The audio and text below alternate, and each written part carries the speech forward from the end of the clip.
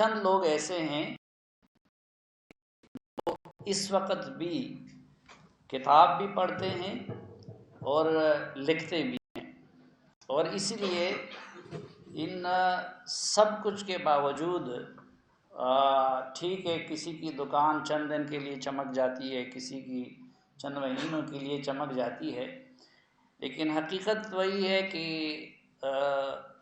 اثر بھی ان لوگوں کا ہے اور دائمی طور پر زندہ بھی وہی صحافی رہیں گے کہ جنہوں نے کتاب سے اپنا ناطہ جوڑا ہے اور جنہوں نے تحریر سے اپنا ناطہ جوڑا ہے۔ ایک تو یہاں پہ اس میں نمایاں نظر آتے ہیں حامد میر صاحب ہیں، مستنصر جاوید صاحب ہیں، وسعت اللہ خان صاحب ہیں، اور اس طرح کے لوگ ہیں اور بھی۔ تو آسماں کا یہ کمال رہا، ویسے تو جو وسعت اللہ خان صاحب نے ان کی سیالکوٹر کی حیثیت سے جو تعارف کی ہے، تو اس سے لگتا ہے کہ یہ جس میدان میں بھی گئی تو وہاں پہ انہوں نے نمبر 1 پوزیشن حاصل کی، اور اگر ان کے پاس ہر فیلڈ میں انہوں نے طب آزمائی کی بھی اور وہاں پہ اپنے آپ کو منوایا بھی، لیکن میں سمجھتا ہوں کہ یہ پھر ان کا کمال ہے کہ آخر میں آ کے انہوں نے پھر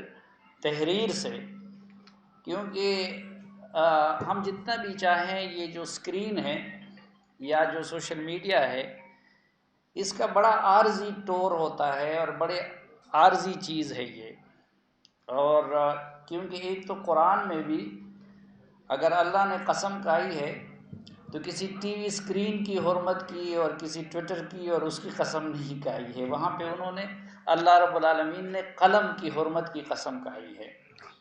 اور جو لکھا ہوا لفظ ہے وہی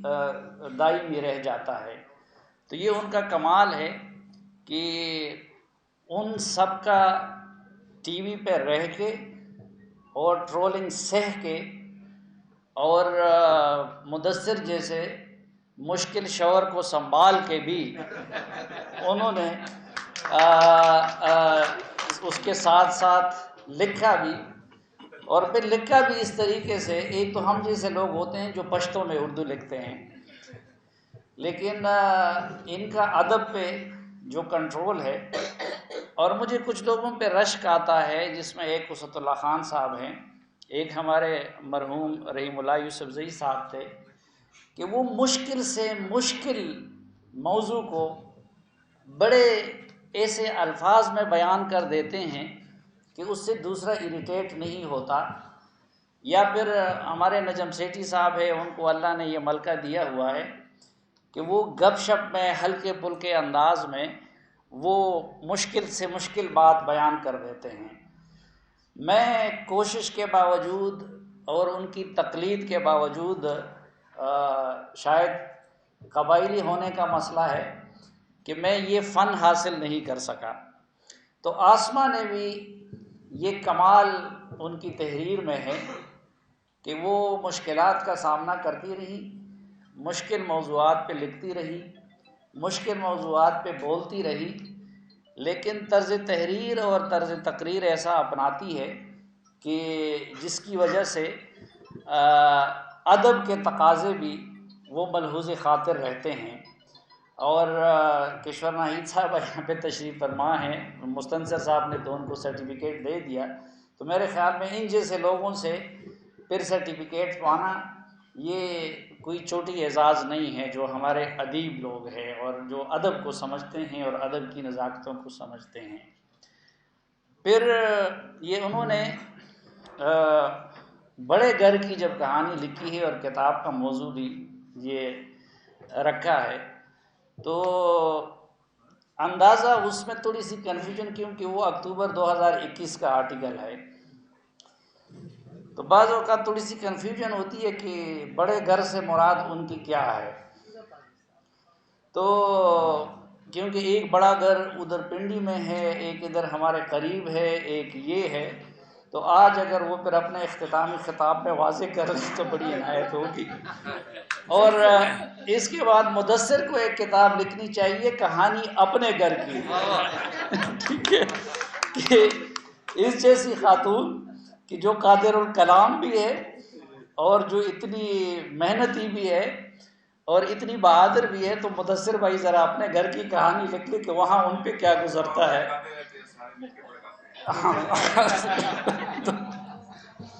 پھر دوسرا یہ کہ دیکھیں،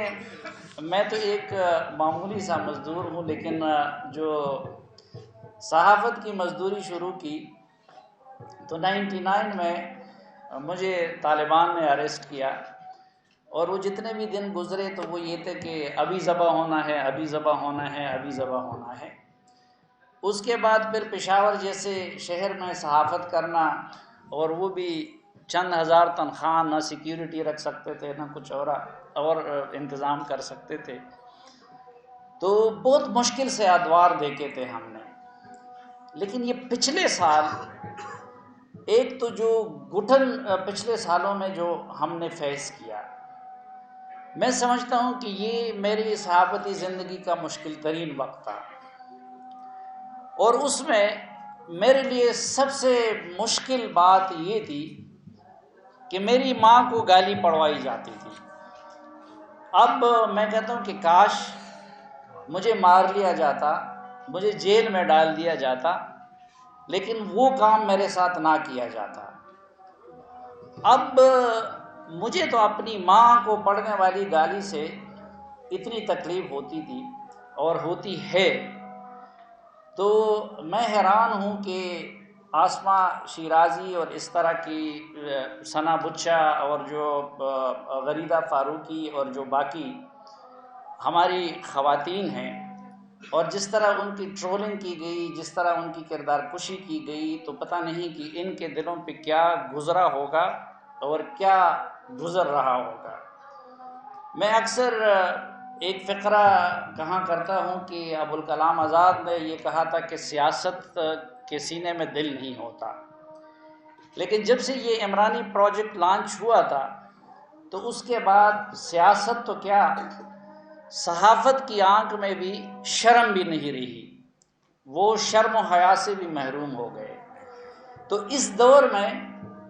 صحافت کرنا اور پھر ہوا کے مخالف رخ میں صحافت کرنا،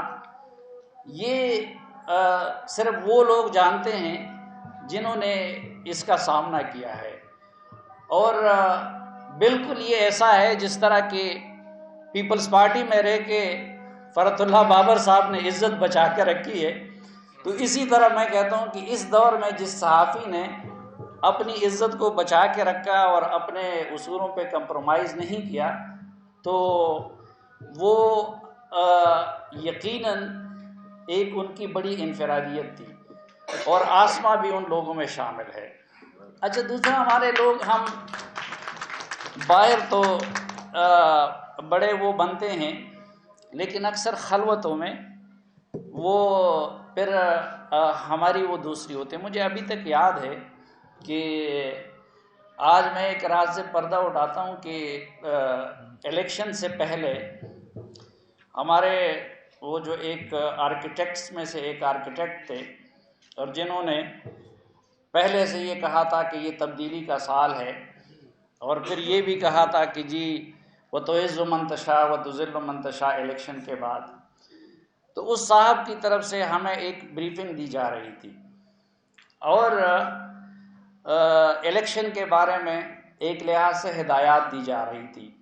اور اس میں انہوں نے ذکر بھی کیا ہے۔ تو آسمہ نے تازہ نواز شریف کے ساتھ سفر کے دوران ان کا انٹرویو کیا تھا، تو اس میں جن دو بندوں نے ڈٹ کے ان کے منہ پہ ان کو سنائی، تو اس میں ایک آسمہ شیرازی تھی اور ایک غریدہ فاروقی تھی، اور اس دن مرد ہو کے بھی مجھے ان کے حوصلے اور غیرت پہ رشک آیا۔ جس طرح ابھی پچھلے دنوں ایک نشست تھی، اور اس میں نسیم زہرا صاحبہ نے جس بہادری کے ساتھ اس وقت کے طاقت کے سرچشمے کے سامنے میڈیا کا مقدمہ لڑا، تو یہ ان کی ایک دوسری وہ ہے کہ ان کی خلوتوں کی اور جلوتوں کی گفتگو وہ ایک رہتی ہے، اور ہماری دعا ہے کہ اللہ تعالیٰ انہیں مزید کامیابیوں اور کامرانیوں سے سرفراز کرے، اور جس طریقے سے اس دوران انہوں نے ان سب گالم گلوچ کا، باقی بائیکاٹ کا اور اس طرح کی چیزوں کا مقابلہ کیا اور اپنے راستے سے نہیں ہٹی، تو مستقبل میں بھی وہ اپنی اس روایت کو برقرار رکھیں گی۔ اور یہ بھی ہمیں توقع ہے کہ جس طرح ابھی تک مدثر بھائی نے ان کے ساتھ ایک تابعدار شوہر کی طرح تعاون جاری رکھا ہے، تو مستقبل میں بھی وہ اپنے ان خدمات میں مزید اضافہ کریں گے۔ بہت شکریہ جی آپ سب کا۔